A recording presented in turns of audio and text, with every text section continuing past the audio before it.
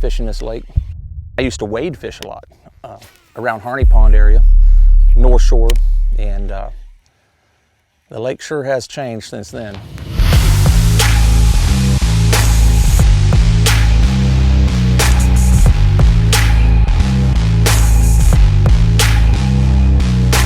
Everybody that I bring down here, then I bring them back a few months later or something, and they get a chance to go. They're like, well, take me over there to that one spot where them lily pads were and all them cattails. And I drive around there and show it to them. They're like, what happened?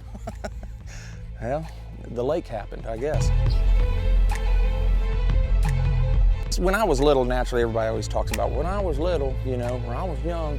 But look, it really was something to behold. This lake was nothing but big patches of pepper grass, all out, beautiful clear water. You could see the bottom everywhere. And there was a lot of shell bottom in areas. And it was something to see.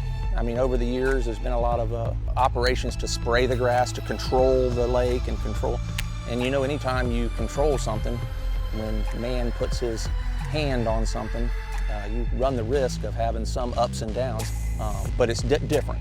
It's different, and it's, to me, it actually is kind of interesting because me fishing this lake my whole life, it's still what I like to call the forever changing lake.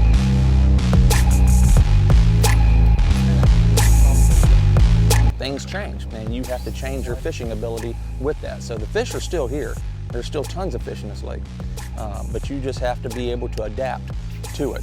It's not going to be the same thing every time you show up here. If you take 3 months off and come back and say you're going to jump right back into the saddle again, yeah, I don't know. Good luck, because it's definitely, you're going to have to come back out and put some time in again to get back in the swing of things, because you're going to go, man. Me and Jesse pull up on a spot and say, man, there's 20 boats in this grass patch, but I know there's fish in here. And I'd say, well, I guess, son, that we're going to have 20 people watching us catch fish. It's just having confidence. And everybody I ever seen that was good at fishing has enough confidence that they don't care if you're sitting right there. They're going to pull right in there and throw their bait in there and catch one right in front of you, and probably hurt your feelings, you know. But you just got to try to keep that laser focused on what you're doing and not worry about what people around you are doing. Let's put on a clinic, you know, and show them how this is done. And whether it happened like that or not, I still went into it with that same attitude. My son, he'll say it, I've heard him say it, so it carried on for him too.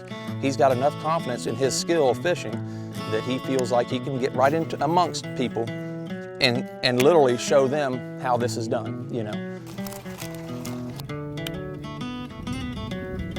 Yeah, I'm Jesse Mizell. I'm from Sarasota, Florida, born and raised there. I've been fishing pretty much every Florida lake as long as I can remember. It's been generation to generation. The whole family's been doing bass fishing, so it's kind of like in the blood. Caught my first bass when I was 3 years old, flapping shad.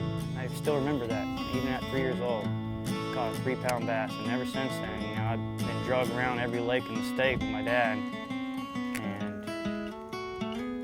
I'm glad he, you know, drugged me around instead of doing something different. You know, this is what I'm passionate about.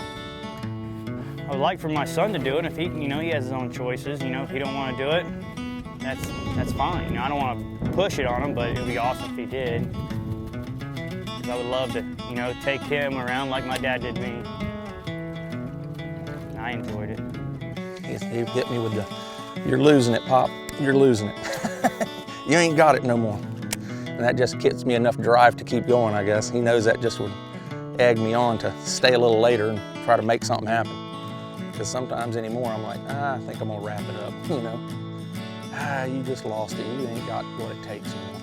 I said, well, maybe so, but all right, I'm gonna go try this area now.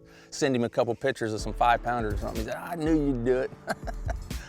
Old man still got it. Let me try to flip some of this edge up here.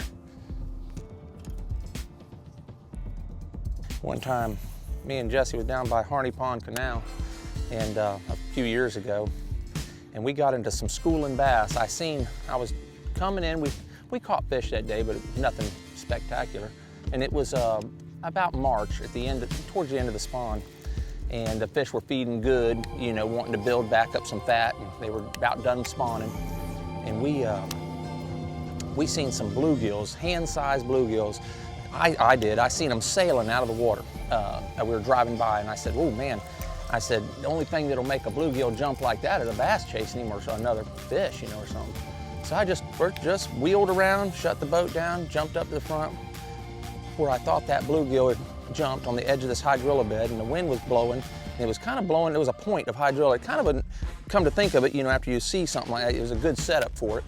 And the wind was blowing bait and stuff, and then bluegills were trying to, I guess, what I think is move in there to spawn, and there was a lot of and I happened to catch that bluegill jumping out of the corner of my eye, and went back around there, and we started throwing spooks in there.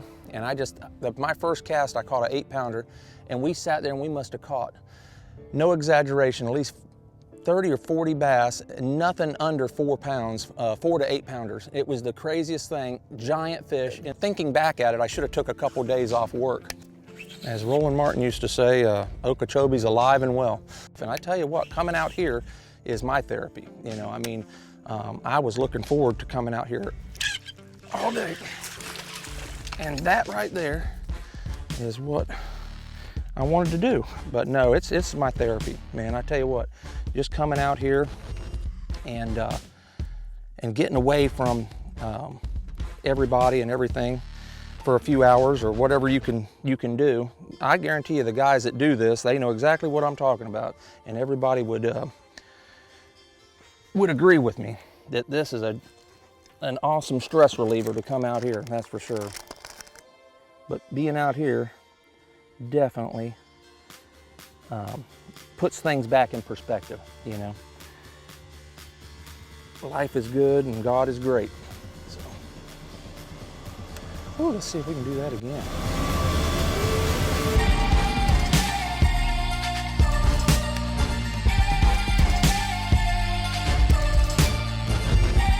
My grandfather fished here, been here his whole life.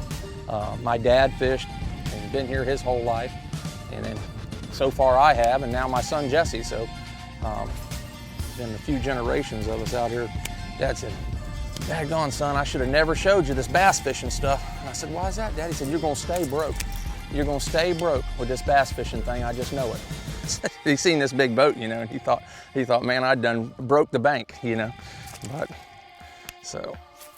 But I've worked and worked extra to have, you know, in order to go fishing. I've worked, and then when I was young, I'd work all day, work a 40-hour week, and then go mow grass on a Saturday so that I could afford to go fishing on Sunday. I think we've all been there. I guarantee it. Everybody listening to me right now that fishes and wasn't so lucky to have a bunch of money laying around, you'll find a way, whether it's walking the bank of a pond or a stream, you're going fishing. One way or the other. I'd stop after work on the way home and carry a rod and reel in the back of my truck and stop at a pond somewhere and fish when I was younger, you know. You just can't get enough of it. It's definitely an addiction, that's for sure. Crazy addiction.